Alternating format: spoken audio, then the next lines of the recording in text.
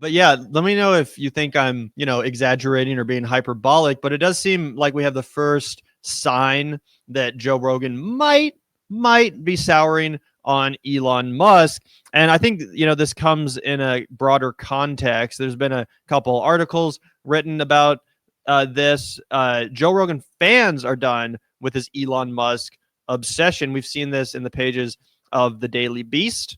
Joe Rogan fans are starting to hate how much he loves Elon Musk. The podcast juggernaut shot to fame for lively discussions of largely non-political topics. But that seems to have changed since Trump won the election.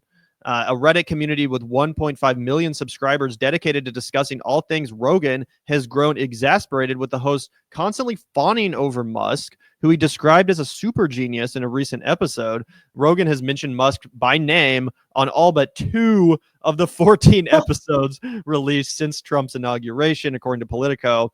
The billionaire Doge chief has also appeared on the show 5 times. The way he fawns over Elon is really off-putting, one Reddit comment reads. It's literally hard to watch. Another fan said Joe and his anti-elite billionaire friends are becoming the swamp they've always hated.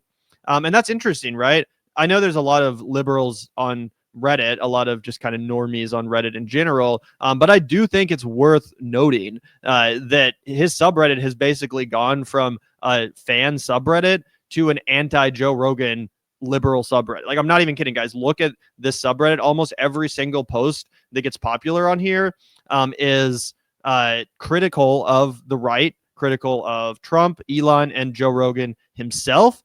And a lot of people just seem fed up with this, right? So here's one that says, average Joe Rogan listener release the Epstein list and expose the Democrats. Trump's new sycophant FBI director first order of business. And then it shows this post about a whistleblower who's actually come forward alleging that the FBI is actively destroying evidence related to Jeffrey Epstein. And what I think this speaks to is that a lot of people in Joe Rogan's audience, they actually do care about this stuff. They might be kind of ignorant, or they might get tricked into voting for right wingers sometimes, and they might not be as passionate about defending trans people in sports as we are, for example, but they do care about this, right? They actually do give a fuck about like the Epstein files, and they actually do want to see that information be released. And then when Joe Rogan doesn't even cover this, when he doesn't even talk about this obvious hypocrisy, let alone the fact that Donald Trump himself was an Epstein associate, they're like, well, this isn't exactly why I signed up. This isn't exactly why I got on board with this podcast and this vibe in the first place. And you see this, as the dominant kind of, post on the whole subreddit, which I think is interesting and which might explain this clip from a few days ago where Joe Rogan did offer, I guess you could say, some critical words about the hyperbolic nature of Elon Musk. This might be the first time he's actually criticized the guy on his podcast since the election of Donald Trump. Do you want to take a look? Oh, yeah. Now they're talking about Social Security. Yeah. And that people are receiving Social Security that are 150 years old. But I don't think that is the reality as it's being explained by people who understand COBOL, the language, and this computer programming language that they use is ancient, right? Which is kind of crazy that they're still using that, right? It's the government. I mean, right. Yeah. So some guy who understands it was explaining that if certain factors aren't taken into consideration or certain things aren't entered in, like date of birth or when there's certain things or date of death, or, right? But it doesn't even necessarily mean that all these people are receiving checks, right? They're just listed on the files, right? And it doesn't mean money. Oh well, and this is a spook. I got the fucking former CIA agent. Elon need to screenshot that and then send it out as a tweet or whatever we call X nowadays. And then suddenly you've got, a couple million people going, oh my God, we're paying dead people. Well, right. That's the problem with being hyperbolic. Wow. Well, yeah, he's such a little bitch too. He's so cucked. He won't even come out and criticize him. Yeah, for people who are, Joe Rogan hates the deep state. That guy that he's fucking interviewing is an ex-spook, and there's no such thing as an ex-spook. So you're just talking to a fucking CIA propagandist right there. And to go back a little further to your Reddit comment, Gavin, about how his Reddit has basically turned into an anti-Rogan subreddit, bro. I think we gotta give a round of applause to our boy Kyle Kulinski. Our man Kyle Kulinski is huge on Reddit. That's my boy. I will give him all of the flowers. He is ginormous on Reddit, and people love him and they trust him. And he has been going to fucking war with Joe Rogan. You know, sometimes people who make content, it just a line in the sand gets drawn. And you have to just fucking get the horns ready, and you just start grinding your foot in the ground, and you're just mean and nasty, and you just got to charge, right? And we've done that at the Young Turks Network, and our boy Kyle's done that at the Joe Rogan Experience. And you know what? He's got him. He's got him fucking dead to rights. You know what I mean? And people are pissed off. And I think that Kyle's videos are getting to Joe Rogan. He's seeing them. I bet you he's probably watched a couple of them. And the meat riding, as Kyle puts it, the cum guzzling, the fucking ass licking. I don't think Joe Rogan loves that. And I don't think he loves it given the fact that he knows that Kyle's right. And you know what I mean? And I think it stings a little bit more when you have a guy that used to kiss your ass that's now hates you so much that he's willing to fucking, and I don't mean to like Kyle kissed his ass, but if you watch Kyle's first experience with Joe Rogan, it's like our first experience with Kyle, right? Oh, you're so overwhelmed that you can't believe you're getting to talk to somebody who inspired you so much and you know influenced you so much, right? You're like a kid in a candy store. So to have him just burn the bridge so badly, you know, I think it is starting to get to Rogan, and I think certainly it's starting to get to Rogan's audience. And one thing I have to remind myself, Gavin, is you and I used to be Joe Rogan's audience. That's how far he's fallen. Obviously, for the last 5 or 6 years, we haven't really been in that boat. But when I was an early Joe Rogan head, I got into it in like 2016, right? That would have been like when I was like full on a Joe Rogan head. Yeah, before it was really about politics even. It wasn't about politics at all, man. It was almost never about politics. And you know what's crazy? When it was about politics, it was about why aren't we doing anything about climate change? It was like, oh my God, have you guys not been paying attention to the glaciers that are melting? Let's have a scientist on to talk about that. Let's have a person on to talk about all these different things that are going on in the world that people don't understand, and let's elucidate them. Let's talk about Operation Paperclip and how the United States hired a bunch of Nazis after World War II was over, and we started plucking them from Argentina so that we could, you know, do our Cold War battle with the USSR. That's an interesting thing to have a conversation about. That would have been the kind of conversation that I would have listened to for 3 hours, and it would have gone by like that. You know what I mean? He would have comedians on. He would talk to people who just like to go hiking a lot. They'd be like telling random stories about going hiking. It'd be 3 hours. You know what I mean? And all of that's gone. And it does just seem like he's doing a watered down diet, shock jock talk radio for people who are on the internet now. And it really lost its luster, you know, and I feel like it's shrinking its brand size because now it just really is like a Black Rifle Coffee podcast.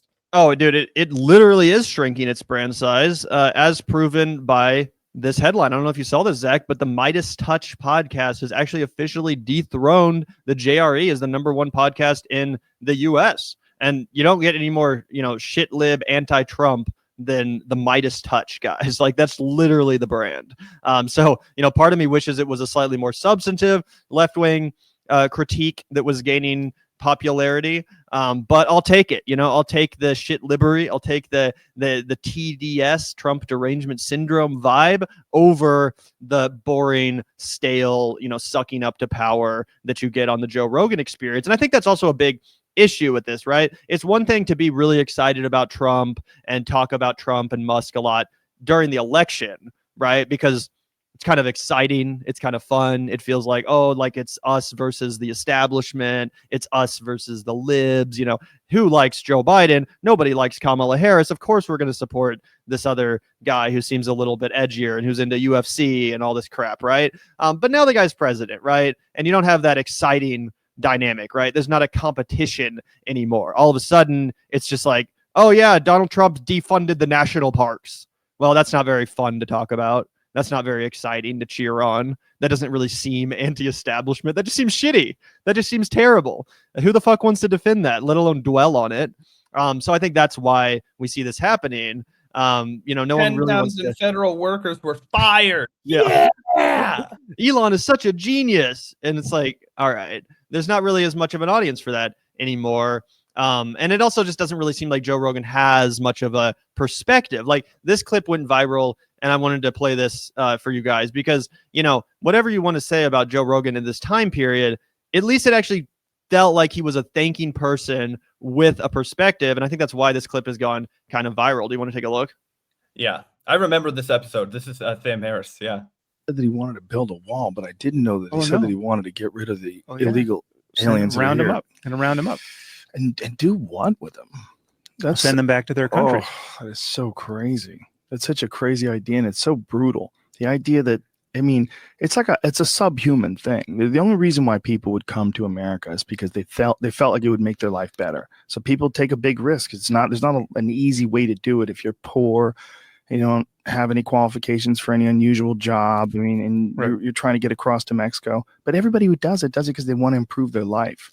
You know, and the idea that one group of people shouldn't be able to do it and one group should just because they were born on the right side of some strange line that is only a couple hundred years old. And that's the other thing that I feel like was a big aspect of Rogan's appeal back in the day that's not now, is like he actually used to genuinely espouse real libertarian ideals. Yes. What you just heard right there about the borders and how stupid and archaic a concept it is to, oh, there's a line in the sand here, and if you were born on this side of it, you can't go on this. Like exposing the stupidity and the archaic kind of barbaristic aspect of that logic, that is an actual libertarian ideal, like a true, genuine libertarian kind of talking point, right? And you used to hear Rogan talk about that. And I think it did attract a large libertarian audience of people that actually cared about freedom and actually did want to think about, like, you know, why is this the case? Like, what? You're telling me because I was born on this patch of dirt that I have more or less rights than another human being that was born over here? Like, again, that is the best form of libertarianism.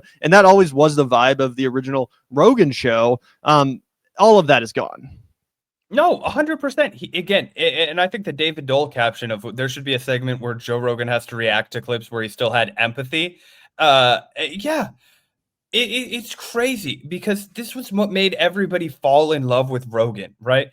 He had this way of articulating something that if you were just a regular person and you saw a problem, how you would react to it if you had a heart and soul, right? Like, I mean, and his takes on immigration, this is a good clip of it, but there are countless others, right? There's a clip where he's with Duncan Trussell that we've reacted to in the past, where he starts talking about how little humanity you must have to look at somebody who's just desperate to give their child a better life and try and shame them for that, or try and, you know, be violent towards them for that, or try and judge them in any way. He's like, what the fuck would you do if you couldn't feed your kid and you hadn't have any opportunities? You'd do whatever the fuck you could to get across that border and give them a better life. So how could you stand here with all this privilege, with the ability to feed your kids and drive a nice car and take them to school and pick them up after school and do all of this? How could you try and deny somebody else that right?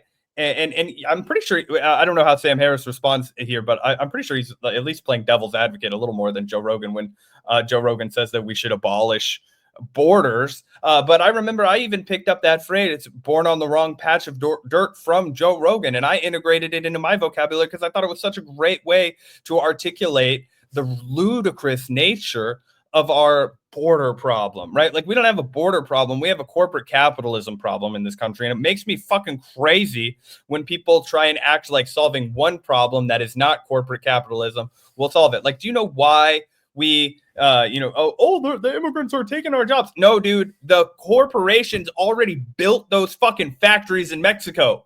That's who took your job. They built the factory in fucking Mexico. So a guy from Mexico doesn't have to come to America to get that factory job from Ford. It's already in Mexico, except they're just paying him 10 cents a day with no bathroom break. So Ford already took your fucking job because our government didn't say, no, you have to manufacture that here if you want to be incorporated here. If you want to have all the benefits of being an American fucking company, then yeah, you have to pay American workers an American living wage. Okay, that's the deal. So what they did was they were like, no, you don't have to do that anymore. We're going to go deep. We're going to go cut out the floor out of the market for even the standards of what's happening in Mexico or in any other fucking third world country where we want to build a motor plant or we want to have a fucking dealership get cheaper parts shipped in from, right? And all those people get exploited. That's where your fucking job went. Your job went to Mexico, okay? And now all the motherfuckers that were there who are still too poor to eat, yeah, they're coming to America to look for other jobs now because that job that they took from Detroit and they put in fucking Ciudad Juarez or wherever the fuck in Mexico they put the fucking plants. Yeah, it ain't coming back, and it's not enough for those people to eat off of either. Yup, 100%.